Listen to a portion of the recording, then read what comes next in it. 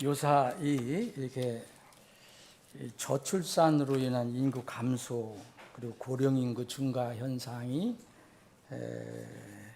그거에 따른 나타나는 그 어려운 현상이 우리나라에 나타나는 것 같고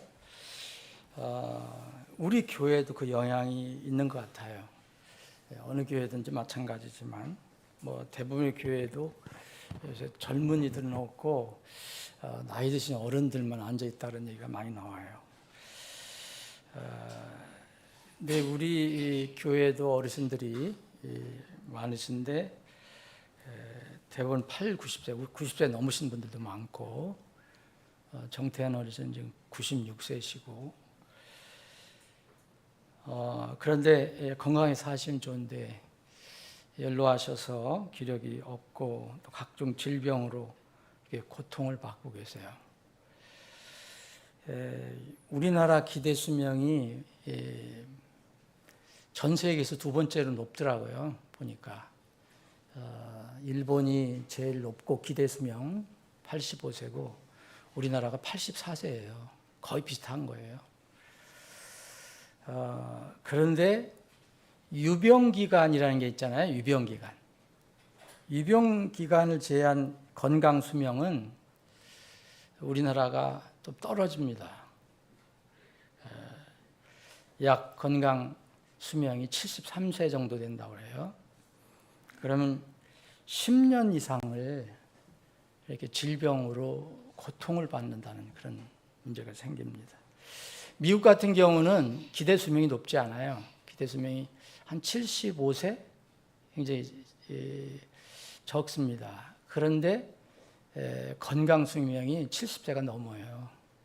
그러니까 거의 우리는 10년 이상, 미국인들은 평균입니다. 평균 4, 5년 유병기간을 가지고 있다고 합니다. 이거를 국가적으로도 한번 심각하게 다루어야 될 것 같아요. 복지 문제. 그런데 어떻게 하든 이 땅에서는 건강과 영생을 보장받을 수 없어요. 아무리 복지가 좋고 기대 수명이 높고 또 건강 수명이 높아도 영생은 보장받지 못합니다. 그래서 우리는 이제 다른 것이 꼭 필요한데 그것이 하늘의 소망입니다. 우리가 그렇게 소망하는 건강, 영원히 죽지 않고 사는 것, 아프지 않는 것, 늙지 않는 것, 이것은 우리가 주님 앞에 가서야 이루어집니다. 하나님께서 그들의 눈에서 모든 눈물을 씻어주시고 다시는 죽음이나 슬픔이나 울부짖음이 없고 아픔도 다시는 없으리니 이는 이전 것들이 지나갔기 때문이다 그랬어요. 요한계시록 21장 4절 보면. 근데 여기에 이전 것들이 지나갔기 때문이다 그랬어요. 우리가 그 자리에 설 겁니다. 근데 뒤로 돌아볼 거예요. 우리가 고통스러웠던 이 땅의 삶을 돌아볼 거예요. 근데 이전 것들이 지나갈 때가 지금 다가오고 있어요. 이때를 맞이하려면 반드시 통과해야 할 전 지구적인 놀라운 사건이 하나 있습니다. 이것이 무엇이냐? 죽은 자들이 일어나고 우리같이 살아있는 사람들이 영화롭게 부활되는, 영화롭게 일어나는 부활 사건입니다. 이것을 성경은 분명하게 기록을 하고 가르쳐주고 있어요. 고린도서 15장은 전체를 이 내용으로 할애하고 있어요. 그래서 우리는 이제 때가 되면은 우리 몸이 정말 우리 여러분들 또 어르신들이 아니더라도 우리 여러분들 아픈 분들 많아요. 지금 투병하는 분들 어디 아프고 허리 아프고 다리 아프고 어디가 아프고 어디 아프고. 그런데 이때 모든 것들이 지나가고 주님 앞에 서게 될 때는 우리 천한 몸이 이게 주님의 영광스러운 몸과 같이 바뀔 때가 옵니다. 그날을 소망하며 사는 것이 이 땅에서 우리가 살아가야 할 지혜 또 하나입니다. 그분께서는 참으로 모든 것을 자신의 굴복하게 하실 수 있는 그 역사하심 따라 우리의 천한 몸을 변화시켜 자신의 영광스러운 몸과 같게 만드시리라. 빌보서 3장 21절 말씀입니다. 그런데 이 부활을 믿지 않는 사람들이 있어요. 이 기독교 안에도 있습니다. 이른바 이런 것을 믿는 사람들을 이렇게 이상하게 얘기하는 소위 자유주의적인 그런 신학. 정치적인 것은 자유가 좋은데 이 기독교에서 자유는요, 자기 마음대로 하겠다는 것들이 하나님 말씀을 기준으로 하지 않고, 이런 사람들은 부활을 다 비유나 무슨 영적으로 이렇게 해석을 합니다. 공중돌림 부활도 다 그렇게 해석을 하려고 합니다. 예수님께서 이제 마르다에게 이렇게 말씀하셨어요. 나는 부활이요 생명이니 나를 믿는 자는 죽어도 살겠고 또 누구든지 살아서 나를 믿는 자는 결코 죽지 아니하리라. 너는 이것을 믿느냐 그랬어요. 여러분 어떻습니까? 여러분 믿으십니까? 여러분 주님의 이 질문에 진실하게 예라고 대답할 수 있으면 오늘 말씀을 좀 깊이 묵상해 보시기 바랍니다. 만약 오늘 이 부활을 여러분들 아주 확신이 없다면 이 말씀을 이제 앞에 부분은 안 들으셔도 되고 뒤에 부분만 들으시면 돼요. 누가복음을 보겠습니다. 누가복음 14장.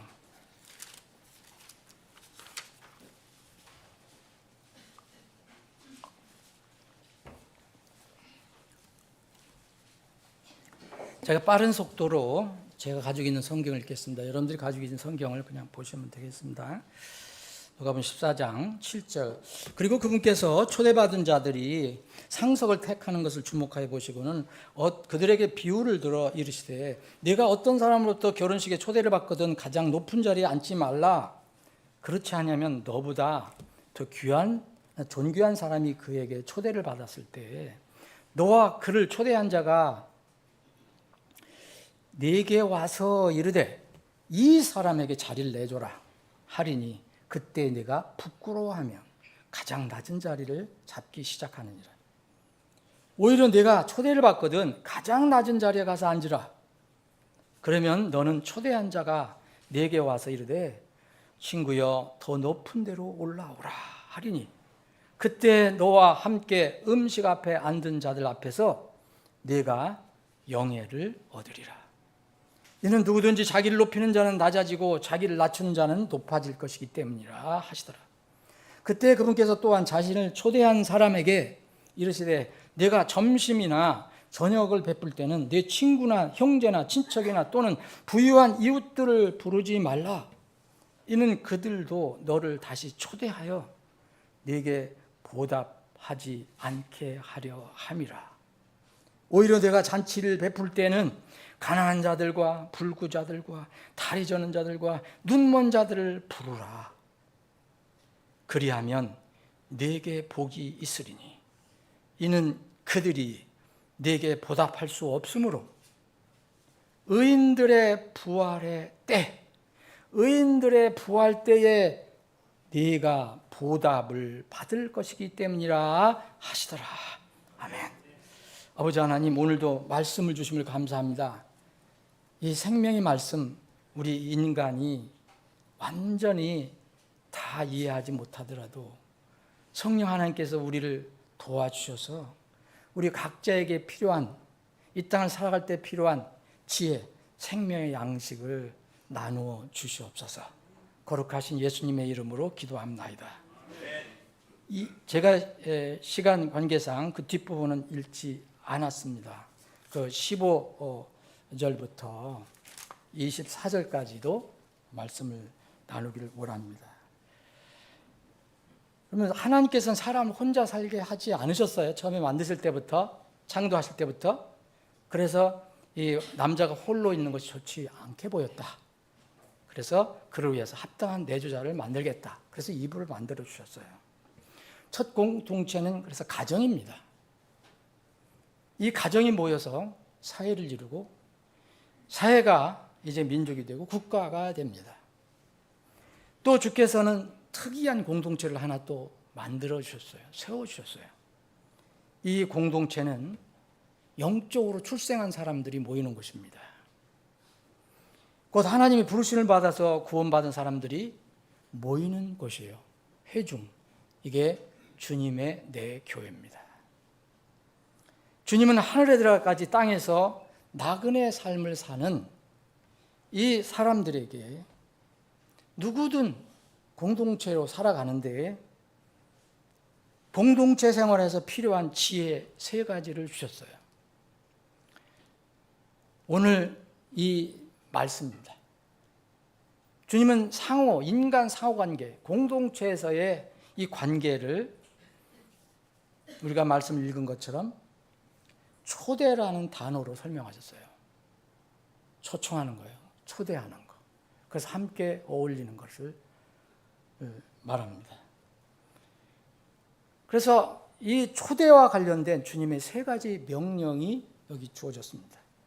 첫 번째 명령을 받은 사람은 피초대자입니다. 그러니까 손님입니다. 내가 초대를 받으면 어떻게 해야 될까? 그것을 주님께서 알려주셨어요. 이 피초대자에게 주신 명령은 결론은 이겁니다. 10절. 오히려 내가 초대를 받거든 가장 낮은 자리에 가서 앉으라. 이 말씀을 하셨어요. 이 배경은 왜 주님께서 이 말씀을 해주셨느냐, 이 교훈을 주셨느냐. 어떤 자리에 가셨는데 아마 서로 잔치하는 거, 서로 교제하는 이런 자리에 같아요. 7절 보면은 그분께 초대받은 자들이 어떻게 하는가. 주님도 거기 가신 거죠. 근데 초대받은 자들이 하는 모습이 주님 눈에 들어왔습니다. 이 초대받은 자들이 가장 중요한 자리, 가장 높은 자리에 서로 앉으려고 하는 거예요. 그게 주님의 눈에 딱 들어온 겁니다. 그래서 배경은 이런 배경이에요. 그래서 이 비유로 말씀을 해 주십니다. 물론 우리의 본성은요 그렇습니다. 남보다 더 좋은 자리에 앉으려고 하고 더 높은 자리에 앉으려고 하고 또 남보다 더 높아지려고 하고 남보다 더 유명해지려고 하고 항상 본성이에요. 그 자체가 나쁘다고 할 수는 없지만 이것을 이 그리스도인은 통제를 할 수 있는 힘이 능력이 있는데 그걸 가동시켜야 된다는 거예요. 이 주님의 제자들도 이렇게 12제자들이 서로 그 자리 싸움을 할 때도 있었어요. 세베대의 아들들의 어머니가 자기 아들들을 주님 옆에 앉히려고 열 제자보다 더 높은 자리에 앉히려고 그렇게 어머니 치맛바람 날린 적도 있고, 그리고 이제 실제로 그 야고보와 요한이 세베대의 아들들이 실제로 본인들이 그렇게 주님께 청한 적도 있습니다. 하나님께서 여기서 알려주시는 지혜는 뭐냐? 첫 번째, 소극적인 지혜를 생각해야 됩니다. 소극적인 지혜. 적극적인 지혜, 소극적인 지혜가 있는데 먼저 소극적인 지혜, 최소한 소극적인 지혜를 생각해라. 자, 내가 어떤 사람으로부터 결혼식에 초대를 받거든 어떻게 했습니까? 가장 높은 자리에 앉지 말라는 거예요. 앉지 말라. 소극적이잖아요. 결혼식에 이 잔치 자리에 이 초청을 받아서 이제 높은 자리에 앉지 말아야 할 이유는 나중에 수치가 될 수도 있다는 거예요. 그 주인이 생각한 그 사람이 있는데 그 사람이 오면은 그 자리에 덥석 앉아 있다가는 쫓겨난다는 거예요. 그 얼마나 부끄럽겠느냐, 수치스러울 거냐. 그래서 수치, 부끄러움을 이제 막아야 한다. 여기 9절에 보면 그때 내가 부끄러워하며 가장 낮은 자리를 잡기 시작하냐. 그때서야 제일 낮은 자리에 비어있는 자리로 가려고 할 것이다 라고 이야기합니다. 우리는 우리 생각이나 판단이 때로는 잘못될 수 있습니다. 그러나 내 생각과 내 어떤 뜻, 이런 논리가 이제 항상 완전한 것이 아니라는 것을 늘 생각해야 돼요. 그래서 내 생각 대신 뭐를 항상 기준으로 세울 것이 있어요. 권위로 세울 것이 있어요. 그것이 바로 하나님의 말씀입니다. 그 말씀을 따르는 것이에요. 그것이 가장 안전합니다. 하나님 말씀을 따르면 이제 수치를 당하지 않습니다. 오히려 나중에는 영예를 받을 수도 있습니다. 하늘 시민권자 중에서 여러분 앞으로 다 신분은 하늘 시민권자인데 앞으로 부끄러워할 사람도 있다고 성경은 얘기하고 있어요. 그 사람들은 신분은 얻었지만 하나님 말씀을 따라 살지 않고 자기 육신을 따라서 살기 때문에 그렇습니다. 베드로전서 4장 18절은 겨우 받는 구원을 얘기하는 경우도 있습니다. 신분은 변하지 않습니다. 한번 구원받으면. 그러나 앞으로 그러한 일이 있을 수 있다는 거예요. 그래서 소극적으로 말합니다. 이 땅에서 결혼식 초대를 받았다면 이 땅에서 공동체 생활을 할 때 가장 높은 자리에 가서 앉으려고 하지 마라라고 얘기합니다. 그러면 이제 적극적인 지혜는 뭡니까? 반대입니다. 오히려 내가 초대를 받거든 가장 낮은 자리에 차라리 거기 가서 앉아라. 그러면 그건 안전한 겁니다. 왜냐하면 그 자리에 앉을 사람이 없기 때문에. 하나님께서 정해 주시는 때가 있어요. 근데 사람들은 하나님 쪽에서 정해 주시는 때보다 자기가 생각하는 때를 앞세워요. 그래서 우리가 실수를 하는 겁니다. 하나님이 정하신 때가 있으면 그 때가 되면 하나님께서 우리를 합당하게 대우를 해주세요. 베드로전서 5장 5절부터 6절 이런 말씀이 있어요. 마찬가지로 너희 젊은 이들아 장로에게 복종하라. 참으로 너희 모두가 서로 복종하고 겸손으로 옷 입으라. 이는 하나님께서 교만한 자들은 물리치시고 겸손한 자들에게는 은혜를 주시기 때문이다. 원칙은 이거예요. 하나님께서는 교만한 사람들은 항상 이렇게 거역을 물리치셔요. 그런데 늘 겸손하고 자기를 낮추고 낮은 자리에 가서 앉으려고 하는 사람들은 하나님께서 앞으로 높여주신다는 거예요. 우리의 문제는 바로 이런 걸 알면서도 하나님의 때를 기다리지 못한다는 거예요. 어떤 때가 되면 자신의 때를 앞세웁니다. 그리고 자신의 때를 정해버리고 말아요. 우리는 땅에서 모든 영예를 취하는 것을 택하려고 해요. 하나님께 주시는 하늘의 영광에 관심이 없어요. 이게 쉬운 것은 아니겠죠. 그럼 말씀 전하는 당신은 도덕군자요 이렇게 얘기할 수도 있겠지만 그래도 우리는 하나님의 그 놀라운 은혜로 구원을 받고 정말 놀라운 그 구원의 선물을 받은 사람이라면 우리 안에 성령께서 계셔서 성령께서 우리를 이끌어 주시고 때로는 통제해 주시고 깨우쳐 주시고 분명히 그런 우리가 능력을 가지고 있어요. 다른 사람들은 가지고 있지 않는 겁니다. 구원받지 않은 사람들은. 바울 사도도 이 사역을 할 때 이런 마음이 이런 사람들을 이렇게 만나게 되는 거예요. 세상은 어디나 비슷한 거예요. 빌립보서 2장을 보니까 2장 21절 보니까 모두가 자기 일들을 하고 그리스도 예수님의 것이 되는 일은 구하지 않는다라고 그랬어요.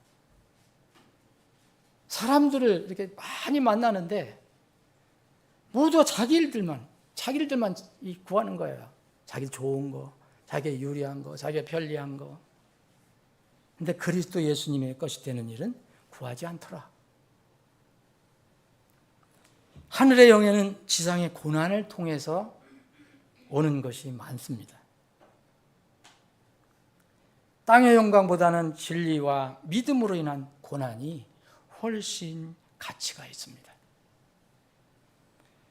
왜냐하면 반드시 보상이 있기 때문입니다. 하늘의 영광은 지상에서 잠시 겪는 고난과 비교할 수 없어요. 로마서 8장 18절에 이는 내가 생각하건대 현재 이 시간의 고난들은 장차 우리 안에 나타날 영광과 비교할 가치가 없기 때문이다 그랬습니다. 여기서 이제 지금 우리는 지상에 잠시 겪는 고난이고 불편함이고 장차 우리 안에 나타날 영광은 미래형입니다. 그런데 이때가 곧 이전 것들이 지나갈 때가 가까이 왔다는 거예요. 누구든지 이 땅에서 자기를 높이는, 여기 자기를 높이는 자라 했잖아요. 여기 앞에다 여러분 이 땅에서를 넣어보십시오. 이는 누구든지 이 땅에서 자기를 높이는 자는 낮아진다 그랬잖아요. 후에 낮아져요. 이 땅에서 자기를 낮추는 자는 후에 하늘에서 높아질 것이기 때문이다. 주님께서 그렇게 말씀하고 있습니다. 이것이 피초대자, 손님에게 주시는 지혜예요. 두 번째는 이제 초대자에게 줍니다. 잔치에 참석한 사람들이 한 사람, 어떤 사람 주인이 있잖아요. 이 주인의 초대를 받고 다 온 사람들이에요. 그러니까 초대자들이 훨씬 많죠. 근데 주인, 초대자에게도 똑같이 말씀하십니다. 우리는 이 세상에 살 때 피초대자도 되고 초대자도 될 수 있어요. 이 초대자는 주인입니다. 주인에게 뭐라고 명령하시냐면 12절부터입니다. 그때 그분께서 또한 자신을 초대한 사람에게 초대한 사람입니다. 주인입니다. 이 주인에게 말씀하십니다. 이 주인에게, 초대자에게도 똑같이 소극적으로 주시는 말씀이 있고 적극적인 지혜를 말씀하신 게 있어요. 소극적인 지혜는 이겁니다. 내 친구나 형제나 친척이나 부유한 이웃들을 부르지 말라는 거예요. 아니 무슨 잔치하고 좋은 일 있으면 제일 먼저 우리가 부르는 대상이잖아요. 여러분, 이게 나쁜 건 아니에요. 이거는 여러분 영적인 것을 이해를 하셔야 됩니다. 하지 말라는 거예요. 내 친구도 부르지 말고 형제도 부르지 말고 친척이나 부유한 이들도 부르지 말라는 거예요. 이유가 있어요. 주님께서 하신 말씀. 주님은 단순한 이 땅에서의 잔치, 일시적으로 일어나는 잔치만 얘기하신 게 아니에요. 주님은 앞으로 주님께서 배설하실 이 어린 양의 혼인잔치를 생각하시는 거예요. 적극적인 이 말씀이 있습니다. 대신 내가 잔치를 베풀 때는 어떤 사람에게 하냐? 친구, 형제, 친척, 부유한 이웃들 대신에 가난한 자들, 불구자들, 다리 저는 자들, 눈먼 자들을 부르라 그랬어요. 이게 적극적으로 말씀하십니다. 주님은 은혜 받은 사람들에게 은혜를 잊지 말라고 분명히 쭉 말씀해 오셨어요. 여기서 주님께서 말씀하시는 것은 사람들에게 은혜를 받았는데도 그 은혜에 배은하라 그런 뜻을 얘기하는 게 아니죠. 주님께서는 이 땅에서 그 보답을 받지 않도록 주의하라는 거예요. 내가 누구한테 베푼 게 있다면 그것을 이 땅에서 다시 받아서 그게 끝나게 하지 말라는 거예요. 그래서 주님께서는 내가 베푸는 것을 쉽게 되갚을 수 없는 사람들을 초대하라, 초청하라. 그런 말씀입니다. 이건 다시 말씀드리면 절대 은혜를 배반하거나 그 은혜를 잊어버려도 된다, 그렇게 가르치시는 말씀이 아니에요. 베푸는 자의, 초대하는 자의 마음의 태도를 말씀하십니다. 다시 말하면 네가 무슨 일을 하든지 주님을 바라보고 하늘을 생각하며 선을 베풀라는 거예요. 무슨 선한 일이든 섬기는 일이든 드림을 하든 기부를 하는 일이든 베푸는 일은 자기 이름으로 하지 말고 주님의 이름으로 하라는 가르침입니다. 내 이름으로 하면 내 공로가 됩니다. 또 자칫 상대방의 태도에 따라서 내가 마음에 상처를 입을 수도 있어요. 왜 나는 이렇게 하는데 상대방은 이렇게 오지? 그래서 상처받아요. 상처받는 사람 참 많아요. 그런데 상대방이 내가 이렇게 베풀 때, 내가 이렇게 대할 때 상대방이 나한테 어떻게 대하는 것에 따라서 내가 영향을 받는 것, 이것을 주의하라. 성경에서는 내가 진실로 바르게 선한 마음을 했다면 그건 주님께 맡겨라.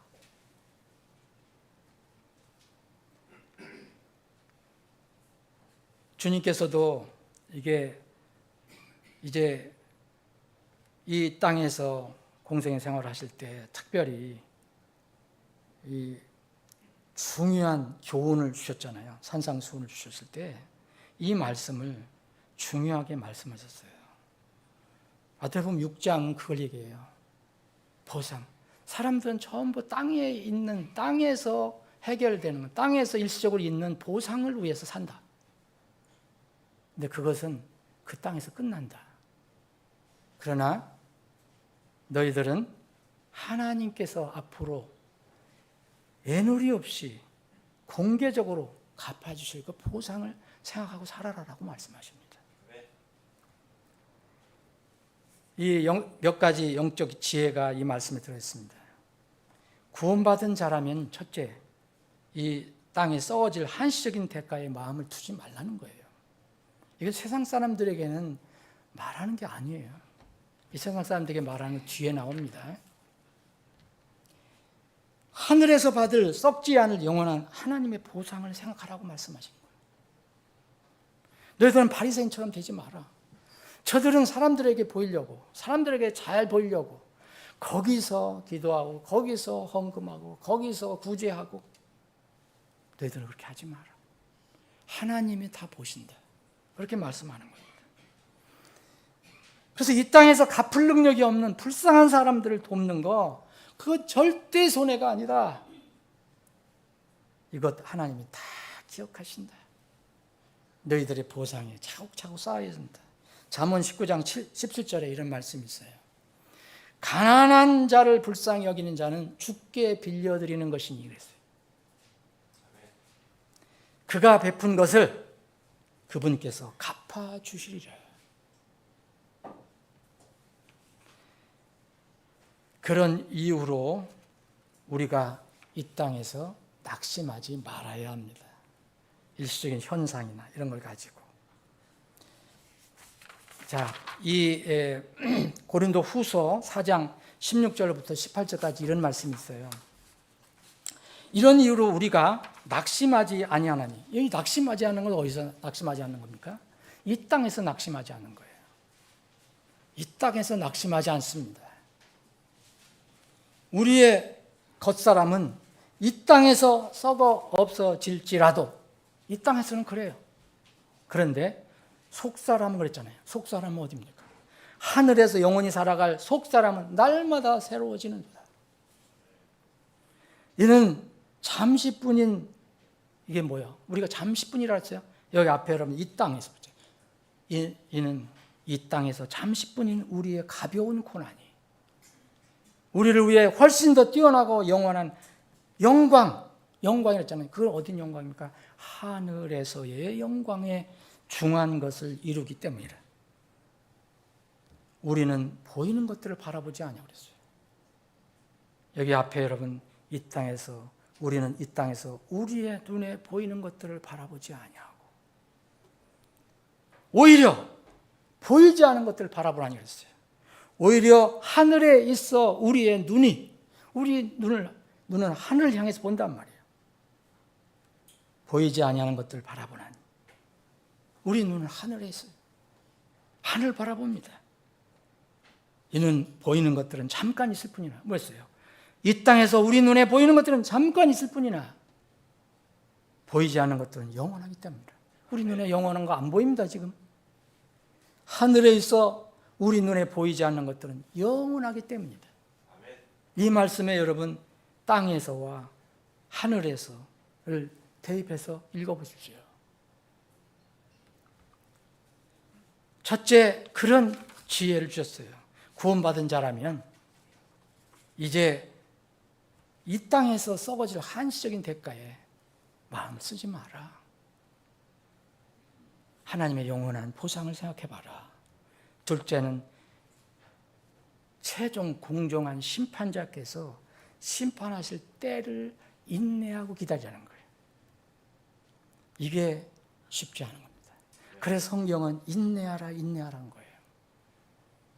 우리 그리스도인의 삶의 여러 가지 모양이 나타날 때 그 중에 하나는 인내입니다. 그날에 분명한 소망을 가지고 있다면 이 땅에서는 인내하며 살아야 합니다. 그때는 미래에 있을 바로 오늘 본문 말씀에 있는 어떤 때입니까? 그때를 인내하며 살아야 돼요. 오늘 14절에 있는 의인들의 부활 때입니다. 의인들의 부활 때, 지금 보상받지 못한다고 누가 알아주지 않는다고 서운해하거나 상처받거나 불평할 필요 없습니다. 주님은 모든 것을 보세요. 아시는 분이에요. 모든 것을 보시고 아시는 것을 공정하게 또 갚아주시는 분이에요. 은밀한 중에 보시는 내 아버지께서 친히 네게 드러나게 보상해 주시리라. 산상순에서 이렇게 말씀하셨어요. 문제는요, 여기가 문제가 있다면 곧 장차올 이제 이 어떤 때 이 모든 세상을 심판하실 하나님이 네 아버지냐 아니냐, 이게 문제입니다. 내 아버지인지 아닌지, 그게 문제입니다. 이 문제를 해결받은 사람은 정말 주님의 때를 기다리며 인내할 수 있어요. 셋째, 또 교훈은 뭐냐? 주는 것이 받는 것보다 훨씬 복되도다라는 거예요.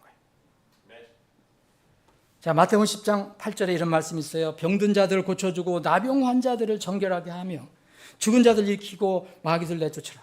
제자들에게 하신 말씀이에요. 너희가 거저받았으니 거저주라 그랬어요. 구원받은 사람들은 다 거저받은 것이 너무 많습니다. 그래서 우리는 복음을 전할 때 거저 주는 거고 또 돕는 것도 다 거저하는 거예요. 사도행전 20장 35절, 그래서 사도 바울이 이렇게 얘기합니다. 또 주 예수님께서 하신 말씀들, 즉 주는 것이 받는 것보다 더 복되도다 하신 말씀을 기억나게 합니다. 부활의 몸으로 살아갈 하늘에서는 무엇을 주고받는 것은 의미가 없어요. 거기 가서 여러분들 주고받으려고 할 필요 없어요. 무엇을 베풀고 주고 드리는 것은 하늘의 소망을 가진 사람들이 이 땅에서 실천하는 행동입니다. 그래서 하늘에서 이 땅에서의 행동에 따라 보상이 연결되는 것입니다. 세상에서 아무것도 이제 없는 사람은 없습니다. 이유는 이것입니다. 아무리 가난해도 우리가 빈손으로 왔기 때문에 그렇습니다. 적든 많든 가지고 있습니다. 우리는 모두 벌거벗고 나왔기 때문에, 자, 지금도 벌거벗고 있는 사람이 있다면 아무것도 가지고 있지 않은 거죠. 그런데 옷이라도 하나 걸치고 있으면 그건 다 그 이후로 다 받은 거예요.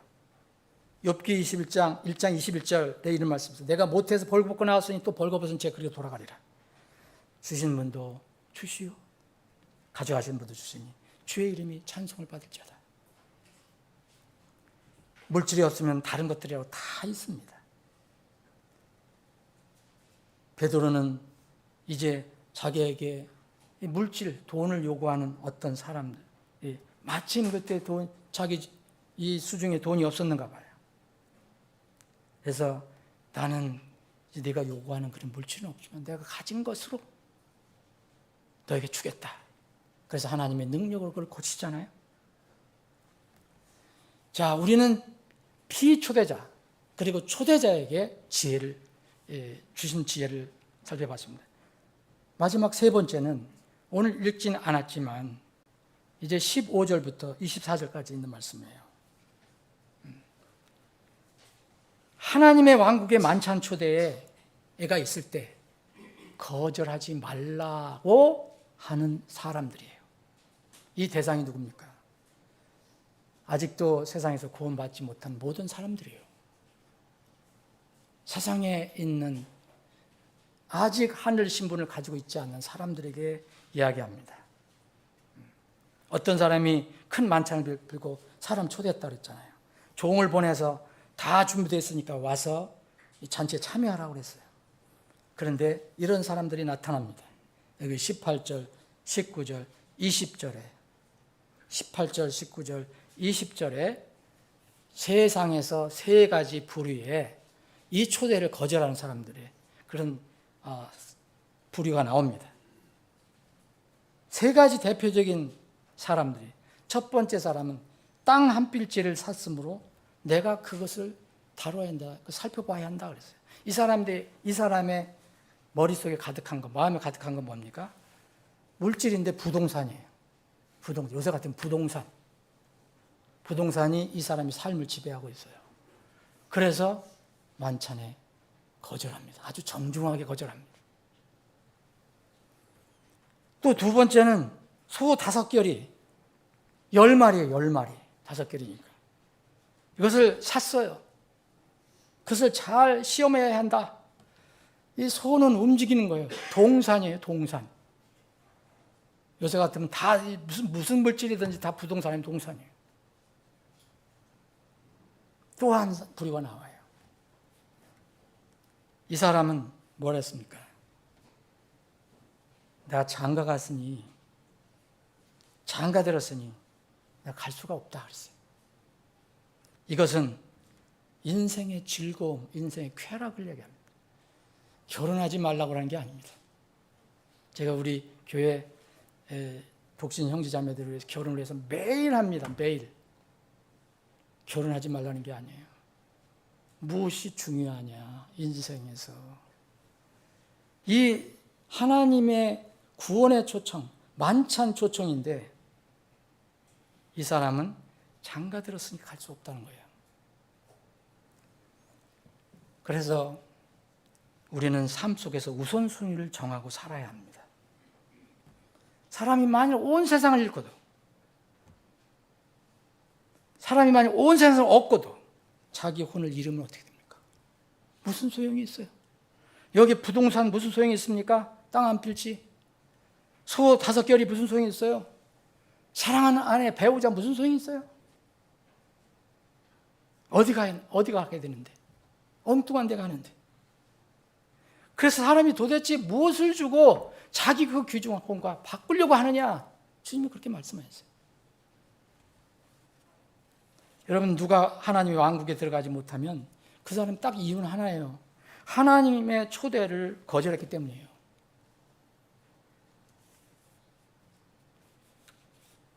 한 번 주어진 인생에서 가장 중요하고 가장 긴급하게 해결할 것이 바로 이것입니다. 신랑 예수님을 만나는 결혼식 초대를 절대 거절하지 말아야 합니다. 땅을 사고 소를 사고 장가가는 거 좋아요.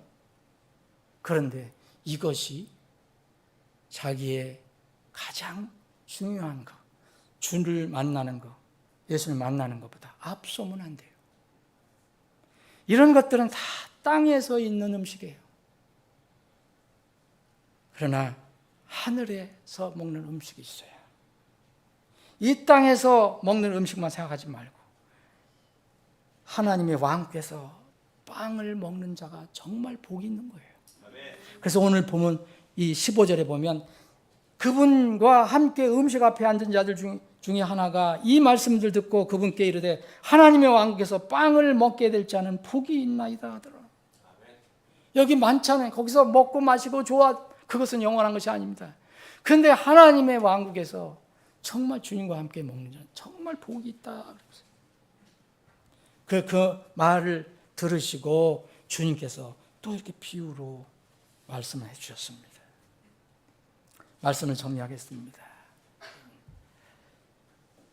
여러분, 이 땅에서 삶에 관해서 주님께서 주신 이 명령이 있어요. 세 가지 명령이 있습니다. 피초대자, 손님, 그리고 초대자, 주인, 그리고 여기도 해당이 안 되는 세상을 향해서. 피초대자 손님에게는 결혼식에 초대를 받으면 높은 데 앉지 마라. 가장 낮은 데 가서 앉아라. 세상에서 사는 동안 나를 높이지 말고 겸손하게 살아라. 이기적인 삶을 살지 말고 이타적인 삶을 살아봐라. 그거 손해나는 거 아니다. 내가 다 갚아줄 것이다. 가난한 자에게 빌려주는 자는, 가난한 자를 이제 돕는 자는, 베푸는 자는 뭐예요? 하나님께 빌려주는 거였어요. 가장 낮은 자리에서 앉아 하늘을 우러러서 주님을 바라보며 사는 것이 가장 좋은 지혜입니다. 정해진 기간이 이제 끝나갈 때가 됐어요. 섬기는 기간이, 때가 끝날 때가 오고 있어요. 그 다음에는 더 복된 삶이 기다리고 있습니다. 초대자에게 얘기합니다. 주인에게. 네 명예와 또 내가 쉽게 감정으로 기쁨을 누리는 그런 사람들을 초대하지 말고 갚지 못하는 사람들을 초대하라. 왜냐하면 이 땅에서 너에게 다시 갚으면 그건 하늘에 없다. 이 땅에 사라지고 썩어질 한식의 보상에 마음을 두지 말고 의인들의 부활의 때를 기억하라. 곧 부활의 놀라운 그 역사가 일어난 놀라운 사건이 일어날 때 그때를 생각하면서 그 영원한 보상을 생각하며 살아라고 말합니다. 세 번째, 구원받지 못한 세상 사람들을 향해서 말합니다. 하나님의 왕국 만찬 초대를 거절하지 말라.